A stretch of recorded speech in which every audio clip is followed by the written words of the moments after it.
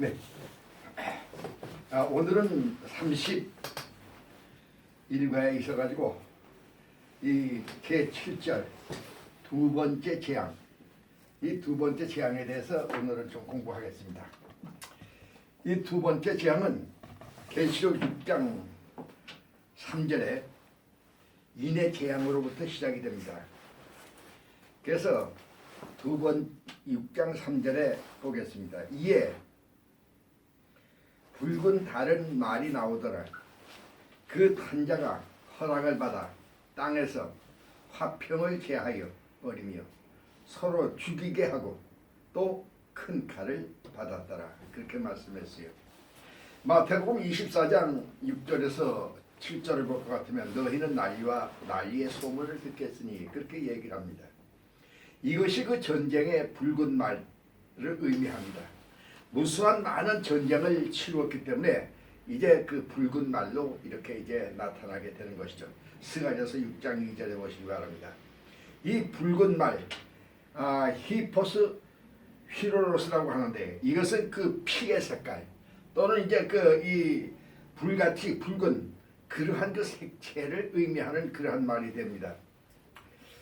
인도네시아 대학교 교수로 있는 그 칸드라 무자파 그 박사가 2008년에 이제 서울에 와서 이 강연을 하게 됐었는데 그때 그 칸드라 무자파 박사가 이제 이야기하기를 이러한 얘기를 했어요.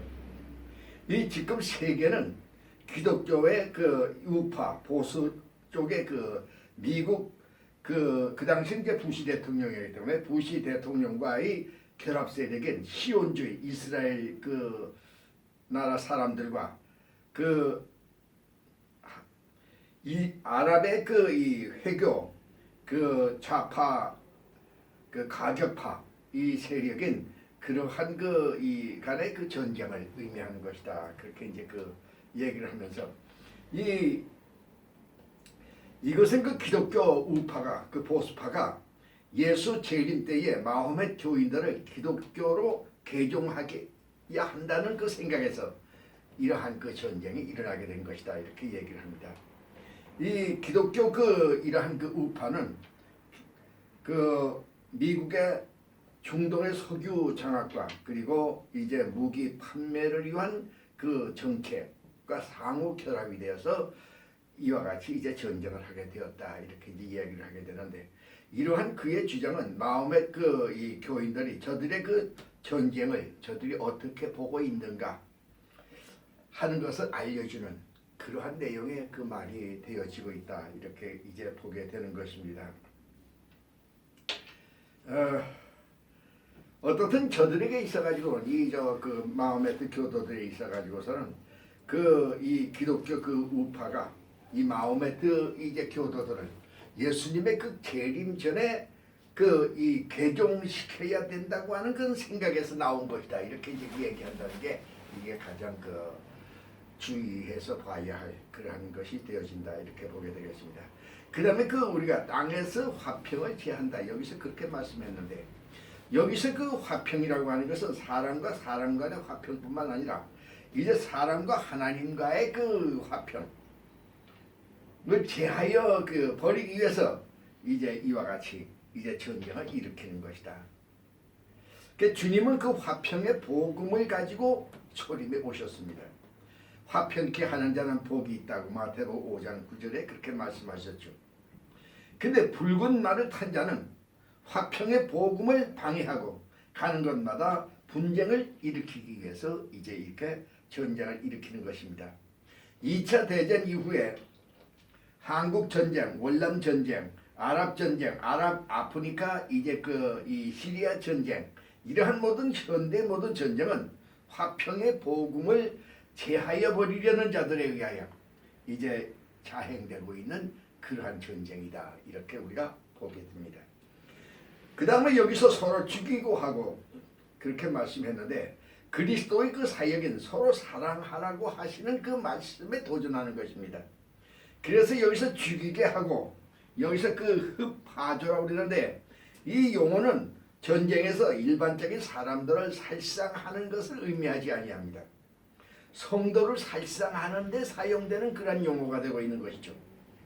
요한일서 3장 12절에서 가인이 그 아우를 이제 죽였으니 이렇게 말하고 있는데, 여기서 그 죽였으니 이 에스파셀은 이 흡사조와 같은 그런 뜻을 가지고 있는 그런 말이 됩니다. 죽임을 당하는 자는 성도 아벨이요 하나님의 아들입니다.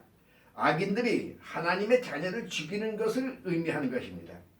현재에 있어가지고 또 장래에 있어서의 모든 전쟁은 국가 간 또는 그 국지 간의 그 전쟁을 하는 모양을 가지고 있어서 많은 사람들이 살상을 당하고 있지만은 실제는 하나님의 자녀를 죽이고 교회를 핍박하게 되는 전쟁이 되고 있음을 우리가 알아야 하는 것입니다.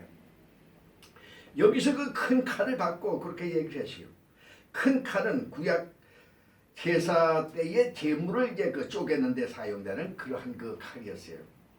이 큰 칼, 이 마카이라 메갈레는 대량 살상 무기를 의미하는데 이제 우리가 사용됩니다. 그래서 큰 칼은 오늘의 그 핵무기를 의미한다고 말하고 있습니다.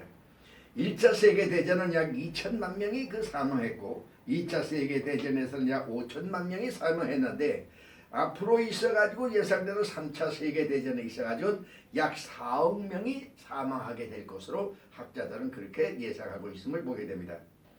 이 성도들은 그 전쟁으로 오는 고통과 그 다음에 불신자로부터 오는 그 신앙상의 고통, 그래서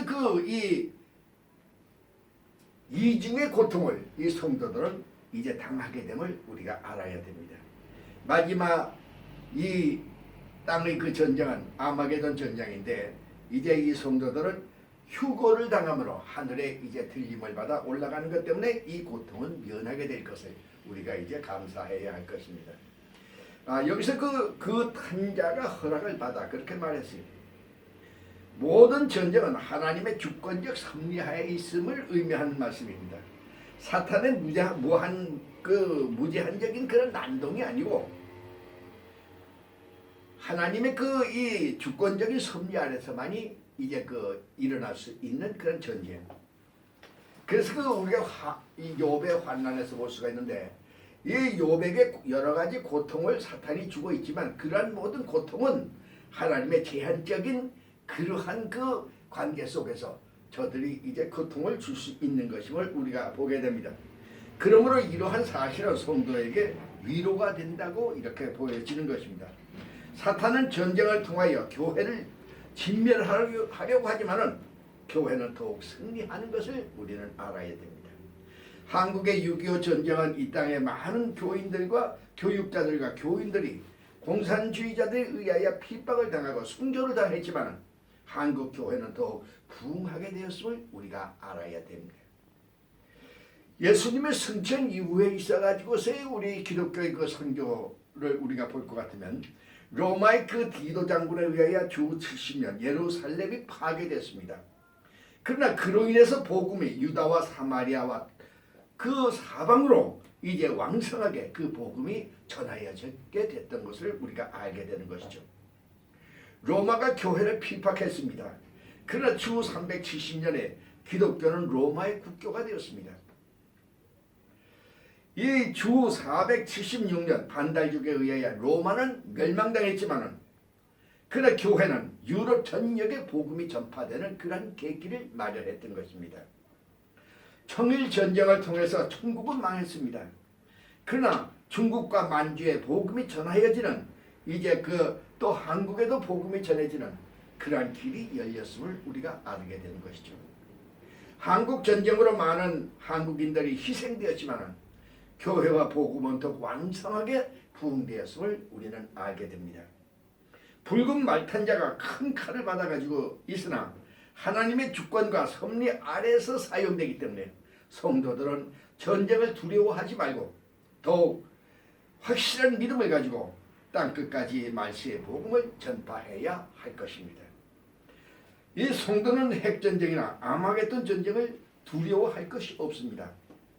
이 하늘의 혼인잔치를 준비하시고 성도의 휴거, 성도의 들림을 예비하시는 주님을 우리가 바라보면서 우리는 감사해야 할 것으로 생각이 됩니다. 이 둘째 나팔 재앙을 우리가 보게 됩니다. 계시록 8장 8절을 보시기 바랍니다. 둘째 천사가 나팔을 부니 불붙는 큰 산과 같은 것이 바다에 던져지매 바다의 3분의 1이 피가 되고, 그렇게 말씀했어요. 큰 산,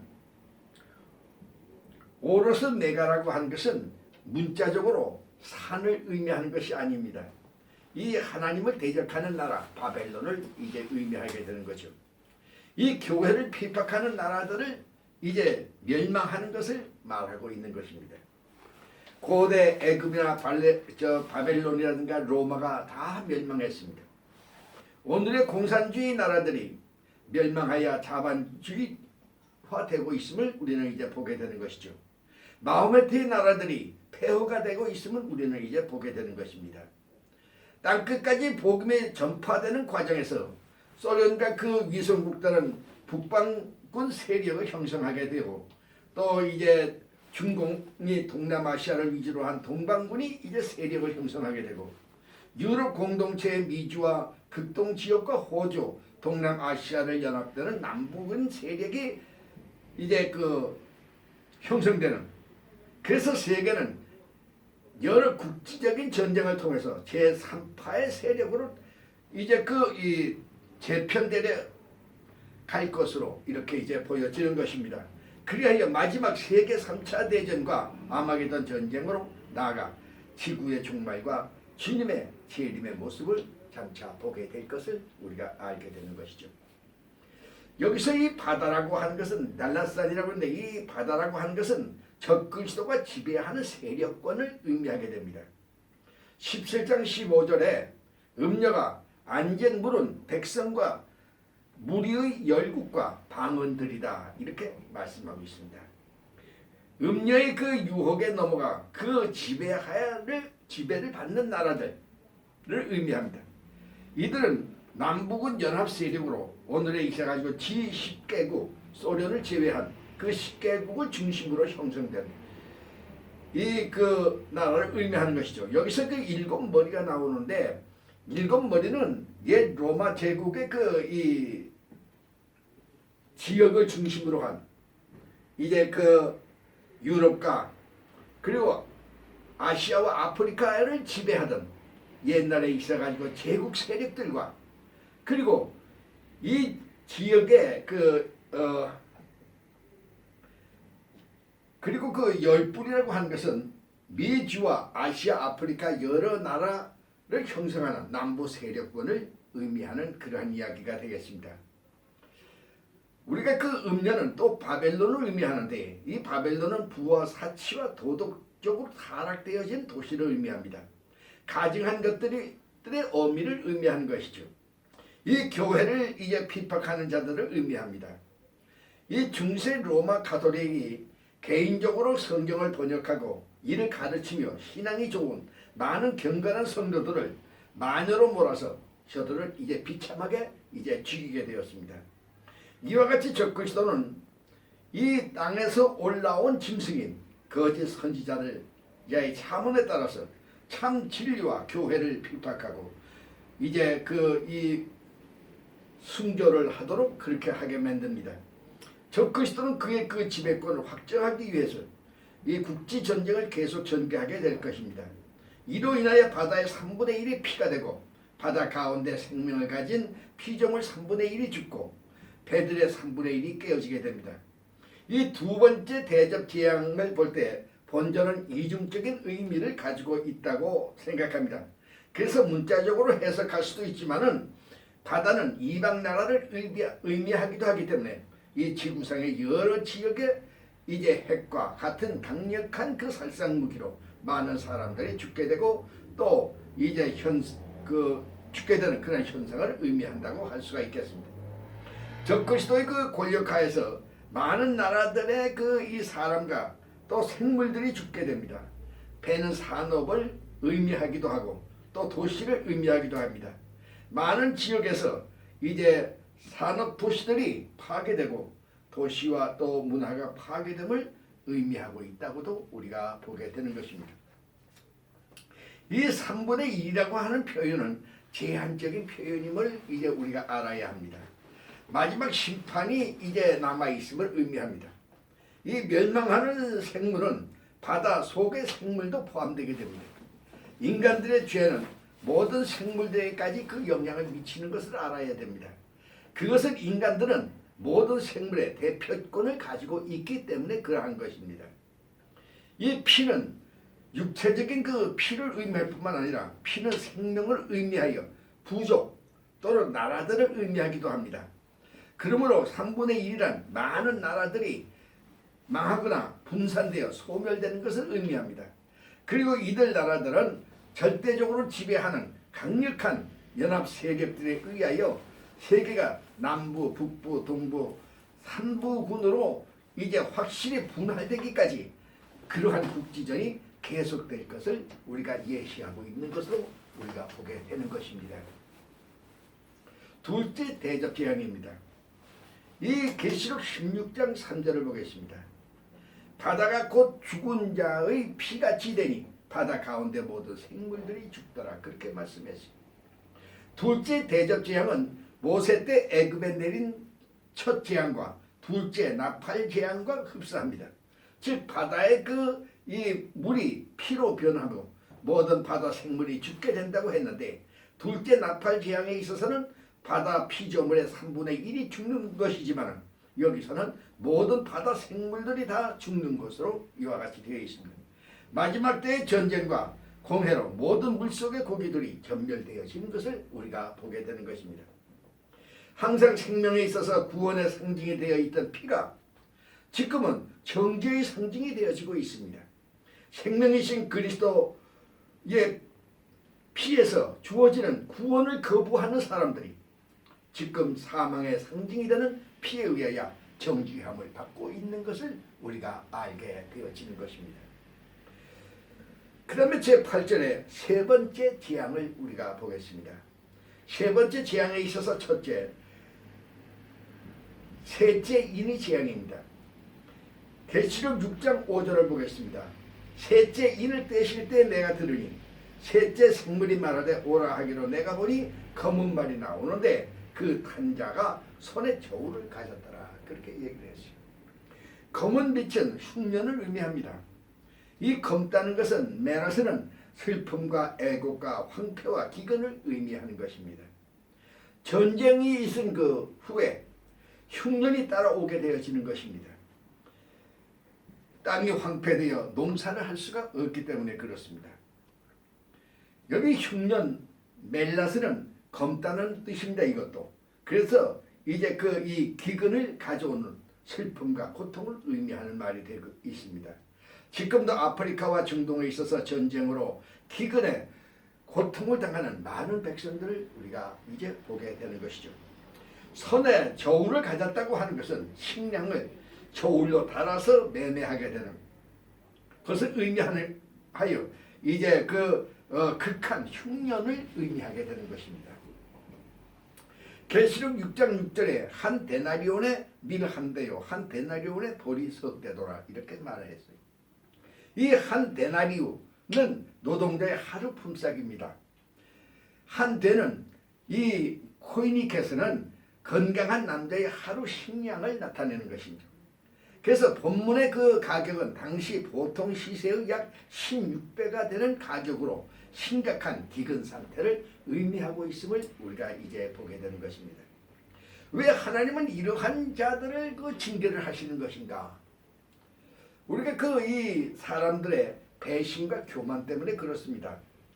이 사람들이 풍족할 때에 하나님을 떠나게 되는 것을 우리가 이제 보게 됩니다.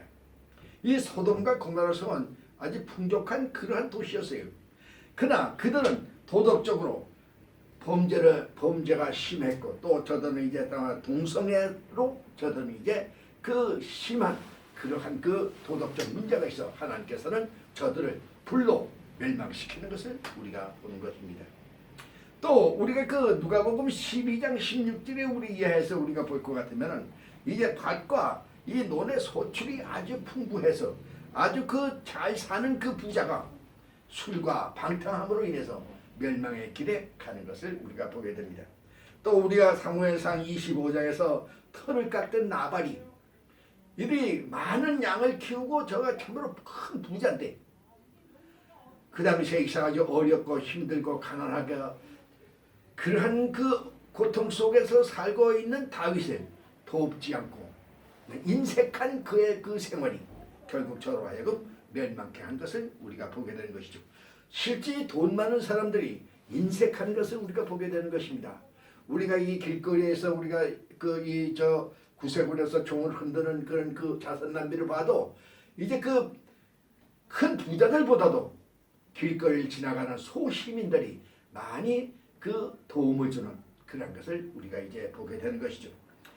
우리가 자살하는 자들이 많아지는 것을 우리가 보게 됩니다. 물질의 풍성은 말씀의 기근이 오게 되는 것입니다. 디모데전서 6장 10절을 보시기 바랍니다. 따라서 사람들은 비인격적인 것이 되고 비도덕적인 것이 되고 그리고 이 동정심이 없어지고 그리고 이제 삶의 비관이 생기고 그리고 돈을 사랑하며 사무적이고 삭막한 사회가 되어져서 그러므로 이제 자살자가 많이 일어나게 됩니다. 우리 한국 사회는 이 과거보다도 지금 이제 많이 잘 사는 그런 나라가 되어 있습니다. 세계적으로도 잘 사는 나라라고 볼 수 있습니다. 그런데 자살자가 세계 OECD 그 국가 가운데서 가장 많은 자살자가 있게 되는 것은 참으로 불행한 일이 아닐 수가 없는 것입니다.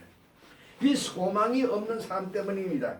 사람들이 인생이 정함이 없고 재물에 소망이 없음을 이제 저들이 알게 되어서 디모데전서 5장 6절입니다. 스스로 타락하며 자포자기하며 마약과 노름의 길, 죄악의 길로 빠져들어가는 사람들이 많게 되기 때문입니다. 참된 미래가 없기 때문입니다. 사람들은 현재의 부와 권력과 사치를 좋아해서 그래서 내세의 실존을 부인합니다. 천국과 지옥이 어디 있느냐고 이와 같이 생각을 합니다. 교회를 다니면서도 천국과 지옥을 믿지 아니하는 사람들이 많이 생기게 되는 거죠.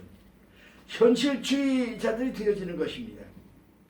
이 야고보서 4장 14절을 보시기 바랍니다.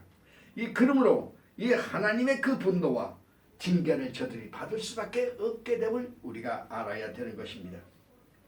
그런데 성도에게 주시는 하나님의 은혜를 우리가 이제 보게 됩니다. 계시록 6장 6절에 또 감람류와 포도주는 해치지 말라 그렇게 말씀했어요. 이 감람류는 유대인의 그 성도들을 의미하고 그 다음에 포도주는 이방 성도들을 의미하는 것으로 이렇게 이야기를 합니다. 이 감람류는 성전의 이 등잔 기름을 의미합니다. 또 포도주는 성찬에서 그 그리스도의 그 피를 상징합니다. 그래서 감람류는 구약의 성도들을 그 다음에 포도주는 신약의 성도들을 의미한다고 하겠습니다. 성령께서 흉년에 이 성도를 보호하시고 교회는 복음의 기쁜 소식을 통해서 소망을 주게 되어지는 것을 우리가 알아야 됩니다. 한국 전쟁 때에 미국 교회가 한국 교회와 성도들 위하여 많은 구원 문자를 보내주었어요. 그래서 그를 통해서 교회가 크게 이제 부흥하는 그러한 일이 일어나게 된 것을 우리가 이제 보게 되는 것입니다. 현재도 기근으로 고통을 당하는 아프리카의 중동 여러 나라에 한국 교회가 많은 구호품을 또 물자들을 저들 위해서 보내주고 있고 또 저들에게 복음을 전해줌으로 말미암아 영적 소망을 저들에게 주고 있는 그러한 현실 우리가 알게 되는 것입니다. 앞으로 장차 666의 그 시대가 오게 됩니다. 하나님의 자녀들에게 위기의 때가 오게 된다고 할 것입니다. 그런 성도들은 안전하다고 이렇게 말할 수가 있어요. 왜냐하면 죽은 자가 부활하고 산 자가 휴거되어 공중으로 들림받게 되어지는 그러한 일이 일어나게 되기 때문인 것입니다. 데살로니가 전서 4장 16절을 참고하시기 바랍니다.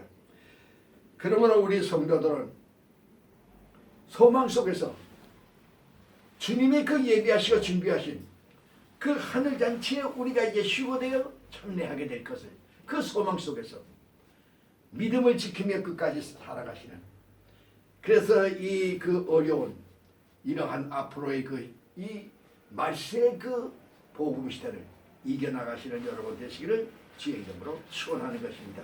오늘은 여기까지 하겠습니다.